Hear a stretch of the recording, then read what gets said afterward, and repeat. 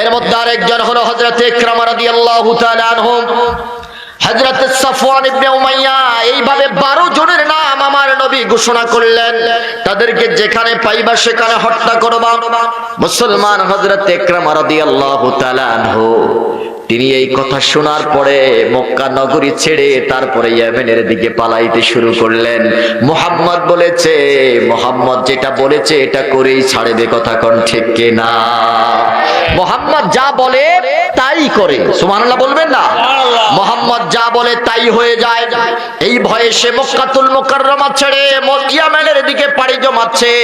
ইয়ামেনের দিকে যাওয়ার পথে যখন নদী পার হতে হয়, ইয়ামেনে যাওয়ার সময় নদী পার হয়ে ইয়ামেনে যেতে হয়।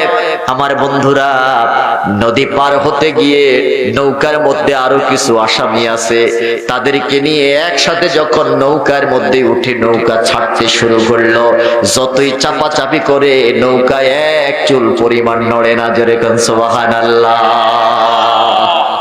ডাকি আসামি, কি আসামি বলেন? যারে বলেন কি আসামি? এরা হলো ক্রস ফায়ারের আসামি। বন্ধুরা আমার, বাবারা, নৌকার মধ্যে যখন উঠে তারা যখন নৌকা চালাইতে চাইল, আপনাদের এলাকায় কি বলে? বৈঠা। বৈঠা আছে, আবার লাঠি যেটা, এটার কি বলে?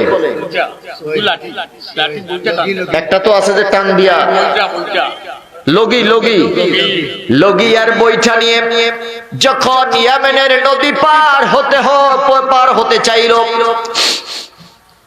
নৌকা তো চলে না।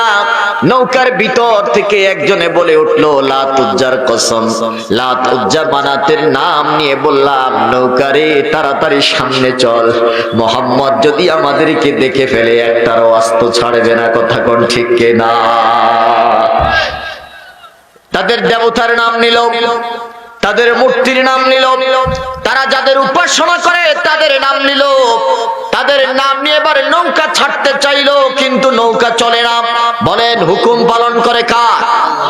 আরো জোরে বলেন কার? এক চুল পরিমাণ নড়ে না। এবার হযরত ইকরামা রাদিয়াল্লাহু তাআলা আনহু তিনি চুপসে গেলেন। তার কানের মধ্যে একটা আওয়াজ ভেসে আসলো, রে দুনিয়ার কাফেরেরা, ও আল্লাহর গোলামেরা, লাত উজ্জা মানাতের নাম নিয়েছো, লাত উজ্জা মানাতের নাম নিয়ে তোমরা চলতেছো। দুনিয়ার জিন্দেগিতে তো তারা তোমাদের কোনো উপকার করতে পারে নাই, স্থলের মধ্যে জমিনের মধ্যে তারা তোমাদের কোনো উপকার করতে পারে নাই, আজকে জলের মধ্যে পানির মধ্যেও তারা কোনোদিন তোমার উপকার করতে পারবে না, কথা কোন ঠিক কিনা? বলেন মূর্তি কি উপকার করতে পারে? হ্যাঁ, ইব্রাহিম ও খলিলুল্লাহ যে কি কুবান কুবাইল কুড়াল দিয়া, সব মূর্তিগুলো ভেঙে তছনছ করে দিয়েছে। বড়টার কাদের মধ্যে লাট কুড়ালটা দিয়া এবার বইয়া রয়েছে। সবাই যখন আসলো, আমাদের এই দেবতাদেরকে মারলো কে? ইব্রাহিম ও খলিলুল্লাহ ছাড়া এই কাজ কেউ করে নাই। ইব্রাহিম ও খলিলুল্লাহ জিজ্ঞাসা করলো, ইব্রাহিম ডাক দিয়া বললেন, আমারে বলো কেন? যেটার কাঁধের মধ্যে কুড়াল ওটারে জিজ্ঞাসা করো, ওইটাই মনে হয় শর্ট দিয়ে কোবাইয়া সাইজ করছে, কথা কোন ঠিক কিনা? যেটার কাঁধের মধ্যে কুড়াইল এটাই মনে হয় সব দিয়ে কোবাইছে, ওইটারে জিগা। ওইটা তো কথা বলতে পারে না, কথা বলতে না বললে এটারে খোদা মানিস কেন? ওই এইটা তো এই কাজ করতেই পারে না, সে তো আমাদের ছোট দেবতা গুলো মারতে পারে না, হয়তো তার সামনে মারলো, সে চুপ করে বয়ে রইল কেন? কথা বুঝেন নাই? তার সামনে মারছে, এতগুলোর মাথা কোবায়া সবগুলোর ফানা ফানা করে ফেলাইছে, তো তে বাধা দিল না কে? তে তো বড় খোদা, তে চুপ করে রইছে কে? আবার কুড়াইলটা কান্দের মধ্যে লইয়া খাড়ায় রইছে, তোরা যাইস না, তোরা গেলে তোগরও কোবাইবে, কথা বলেন ঠিক কিনা? বলেন মূর্তির কি পাওয়ার আছে? আমাদের দেশে দেখতাম মূর্তির সামনে খানা দিয়া রাখতো, কলা টলা মিষ্টি টিষ্টি হোমানে দিয়া রাখতো, খাইতো কে? কিছু মুসলমান বলাবে না, যেন দুষ্ট টাইপের এডি রাখতে যায় হোমানে খাইতে, কথা বলেন ঠিক কিনা? পরের দিন সকালে উঠতে দেখে, হাই হাই মিষ্টি নাই, এইটা নাই, ওইটা নাই, তখন তারা খুব খুশি যে আমগো দেবতা মনে খাইয়া ফেলাইছে।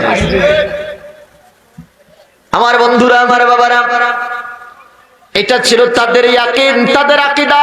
যেই মূর্তির, যেই দেবতার পূজা তারা করে, ওই দেবতা কোনোদিন তাদের উপকার করতে পারে না, তাদের উপকার করতে পারে না, নিজেরও উপকার তারা করতে পারে না। চিল্লায় বলেন ঠিক কিনা?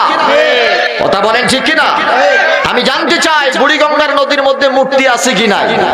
আছে তো আছে, আবার মূর্তি বুড়িগঙ্গার পানিটি মনে খুব পরিষ্কার। দেখছেন কি আপনারা? হ্যাঁ, একজনও দেখেন নাই? ঢাকার শহরের যত টয়লেট আছে সবই বুড়িগঙ্গার ভিতরে। বুড়িগঙ্গার পানিটি এত কালো, আশেপাশে যারা আছে আমি দুর্গন্ধে থাকতে পারি না, আমার বমি চলে আসে। এই নোংরা পানির মধ্যে, টয়লেটের মধ্যে মূর্তিকে, খোদাকে, দেবতাকে ফেলায় তো ফেলায়, এমন চাপা চাপা ধরে ডাক দিয়া মনে মনে বলে, আহারে তুই খোদা হইছিস কেন? কথা কন না? খোদাও মনে মনে কয়, আহারে এতদিন পর্যন্ত আমারে আদর সোহাগ স্নেহ খানা দানা দিয়া এত পূজা কইরা, এখন তোরা আমারে এতটা নাফরমান হয়ে গেলি যে আমারে টয়লেটের মধ্যে চাইপা ধরছস।